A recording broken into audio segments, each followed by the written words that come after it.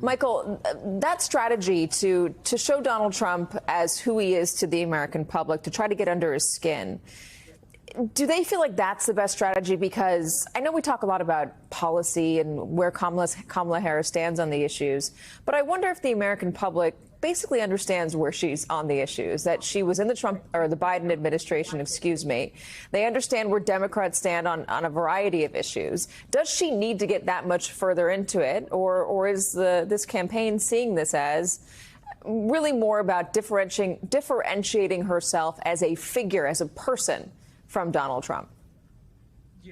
Look, I think that's it. You hit it on the head right there. I mean, I think the campaign recognizes that there is a need to be somewhat transparent on policy, and they've started doing a little bit of that.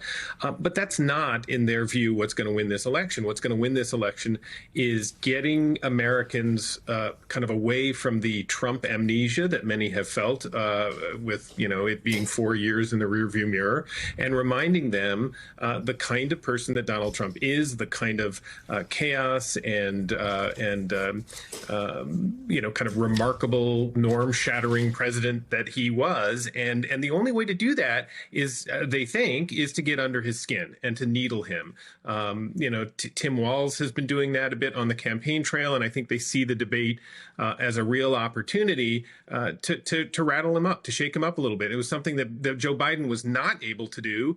Maybe it was partly because the mics were turned off, but it was also because Joe Biden, I think, as the Democratic Party kind of understood eventually, was just unable to prosecute that case, was unable to rattle Trump. And I think Harris thinks she can. There's one big policy issue that she can use, or she's trying to use, to get under Donald Trump's skin, and that is reproductive freedoms. They're going to be doing another bus tour, Garrett Haake, in the backyard of Donald Trump, starting it off in Palm Beach. And on the subject of reproductive freedoms, it seems like she's caught the Republican candidate on his heels on that, because Donald Trump is now suddenly saying that he wants the federal government to pay for IVF. One critic said that would be expanding Obamacare, which is anathema for Republicans. And then he's also saying to our Dasha Burns that he would not support a 6-week ban on abortion in the state of Florida, where it's on the ballot. Now he has his campaign trying to do damage control. There's also a big backlash from pro-life groups who are going out and saying, this is not the guy that we were promised. This is not who you told us you were. Yeah, look, on abortion, Donald Trump's problem is that over the course of his career, he's taken almost every conceivable position there is to have on it. Where he's landed right now, broadly, is the idea that abortion questions should be left up to the states. What's a problem for him in this particular moment is that one of those states that's deciding an abortion question in November is Florida, where he's going to be a voter.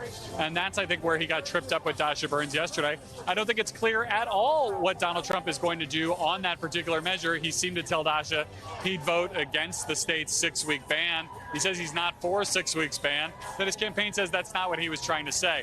This has served only to guarantee that Donald Trump will keep getting asked about this issue, which he desperately wants to put behind him. His campaign understands, they believe, that if this is an election that is decided on the issue of abortion come November, he's in a bad way. They need to be talking about the economy. They need to be talking about inflation and the border, not issues of reproductive freedom.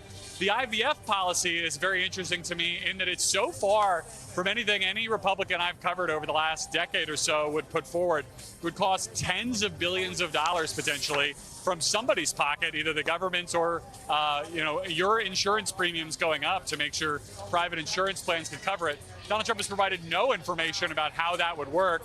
It was sort of like a free stuff offer last night, and we'll see if his campaign or if he are able to coherently flesh that out into a proper policy that they could pass, pay for, and put into action in a second Trump administration. Josh, talk to me a little bit more about that, this struggle amongst the Trump folks to have him be everything to everyone, as the candidate wants to try to be. Well, we've seen him do that a lot this spring and summer, Katie, with the major donors who he sort of they've pitched him on things like crypto. Now, all of a sudden, he is a big supporter of crypto. We've seen on topics, related to foreign national security. He's sort of taken positions based on whoever's in the room with him that they want to hear. On abortion, though, it's been really tricky. I mean, he has these pro-life groups who repeatedly want him to say that he's standing up more for pro-life causes, and he doesn't do it. And the question that we really have is he going to pay a price for that, right? You have groups that are coming out today and saying, oh, you know, he told us he didn't really decide how he's going to vote on his amendment. This isn't the policy position of the campaign, X, Y, Z. But, you know, are they going to do anything about it? And I think watching how these abortion groups in the Trump campaign have sort of danced over the last 6 months is really a fascinating lens into how the Republican Party works these days, because he says basically all sorts of things about abortion, right? He says this one day, he says that one day, he says, you know, vague policy changes here and there. And these folks traditionally had been, you know, very rigorous about what they wanted to see in candidates, what they were willing to accept, what they weren't willing to accept. And with Trump, they give him a little bit more leeway. So I guess we'll see here if he's able to attract any new voters, independents who maybe like these positions more. Do they believe these really will be his positions? I don't think we know. It's sort of a mess to try and decipher all around. Yeah, I always saw in 2016 Trump as a Rorschach test. You could project onto him whatever you wanted him to say or to believe, whatever position you wanted him to take, because he had, again, embodied all the positions on so many different subjects. In terms of Kamala Harris, Michael, and this bus tour, it's going to go through, again, Palm Beach, Florida. Does the campaign think that they can win Florida? Why Florida?